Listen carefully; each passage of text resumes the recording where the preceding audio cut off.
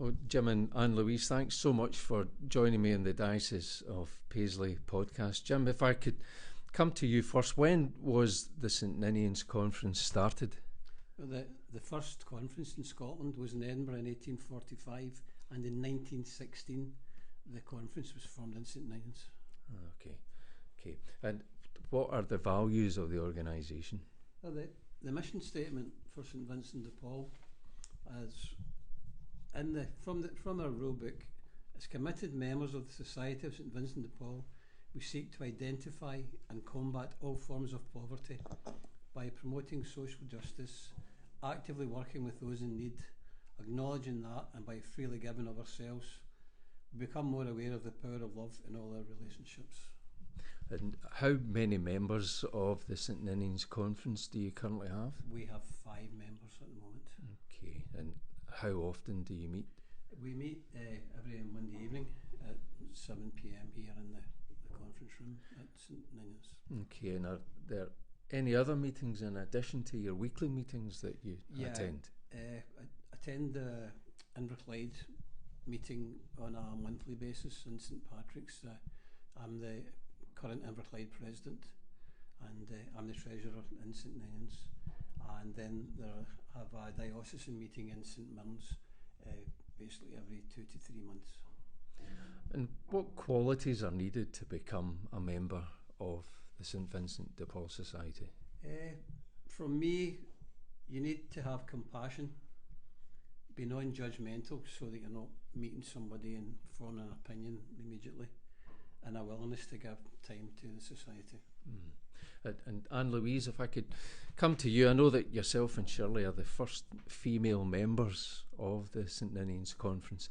So how are things going for you since you've joined the organisation?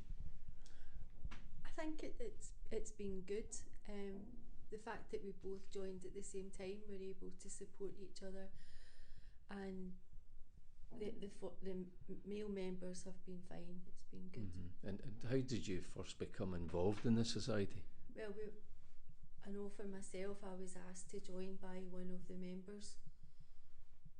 And what motivates you to dedicate your time and energy to the society? It's giving back. It's part of our Christian duty to help where we can. And growing up in a family that's always been involved in the church, it's another way to carry out a ministry in the church. Mm-hmm. And open it to either of you. What work is involved, and what are the conference's impact and connection to the parish community? In our parish, where needed, generally people get referred to us by the parish priest, and we'll assist them in any way we can. We support other conferences financially. There are 4 special works conferences within the Paisley Diocese, so we support them financially, and the parishioners in the church collect food for the St Patrick's Food Bank. We generally deliver that to them on a weekly basis. So that's kind of preemptive what I was my initial question was going to be, do you offer assistance only to parishioners, or are there people that you help from other faiths as well? Yeah, there's no the thing when the society was founded in Scotland, the thing that people grew to like about it was they learned immediately that it wasn't just Catholics they would help. They help anyone from despite their ethnic or religious background. If someone needs help, the society's there to offer assistance when they can. Okay. And do you have to be of the Catholic faith to become a member of the society? You do have to be a member, but there can be volunteers can assist with the work. Generally, they'll also be from a faith background. Mm-hmm. And do you find that the assistance that you touched on already that you offer locally is more needed now than ever before? Have you, because of austerity and the cost of living crisis, is it busier now for you? More supplying Gourock is, people have got an expectation and a conception that Gourock's a wealthy place, We've got a very good working relationship with the local primary school, and we provide funds to them when required and when we can do it for them. There's a lot of kids out there that need support for basic things like if a school trip being run, they need money for it, and more surprisingly to me from I got involved, things like basics like uniforms and things like that.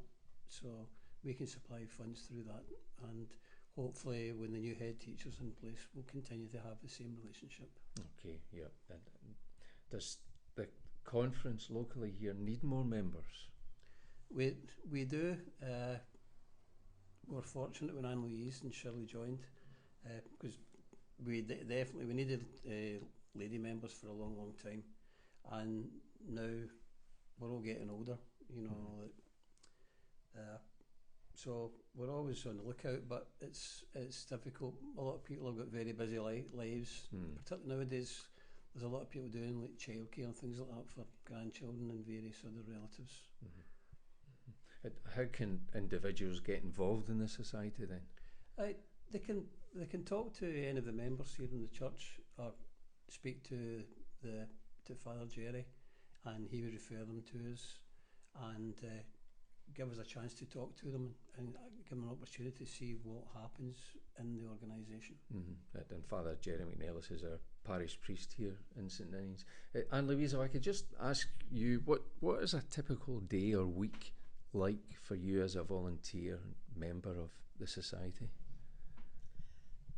Well, I think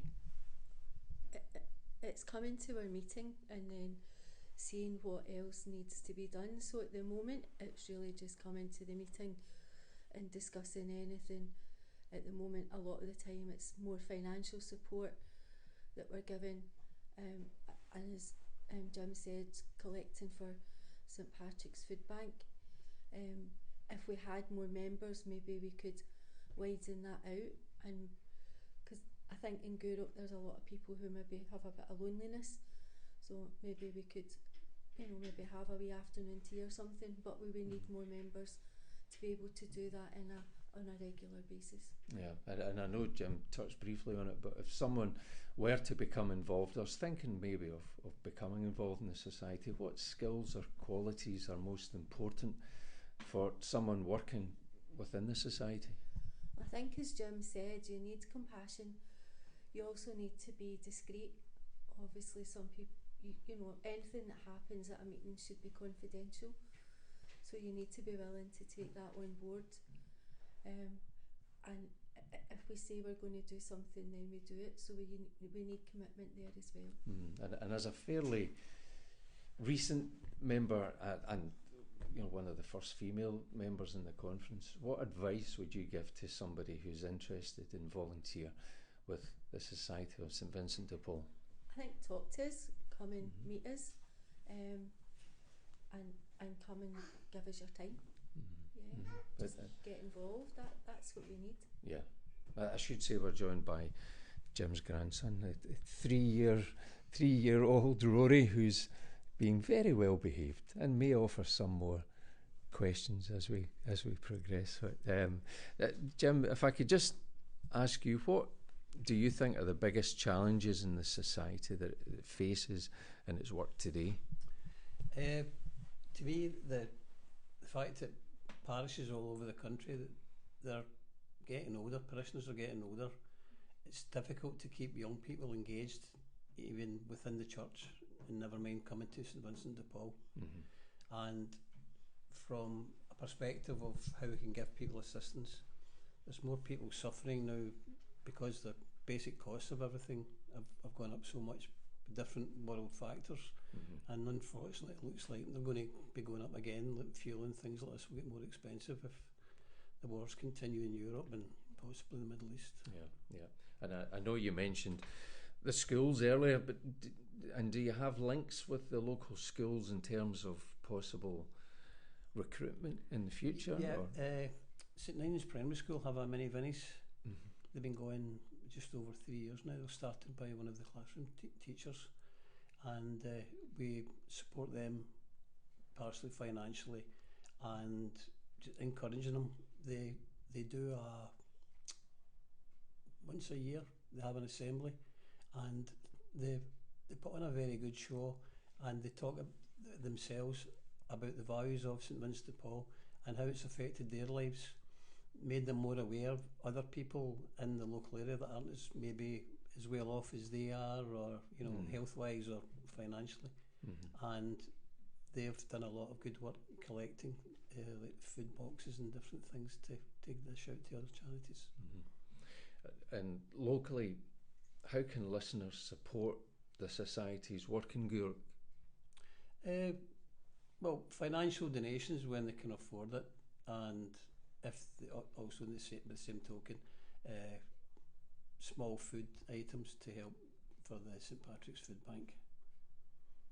Okay, but we're just about at the end, unless there's anything else that you wish to add. But my final question would be, where can listeners go to learn more about the Society of Saint Vincent de Paul? Yeah, the initial, they can come and speak to us here, and there's a very good website for Saint Vincent de Paul Scotland. They can access that. There's information about the Society and various other things on there. That would be a sort of main one for people that have got internet access and maybe can't get out and about so much. Okay, good. Anything else that you wish to add?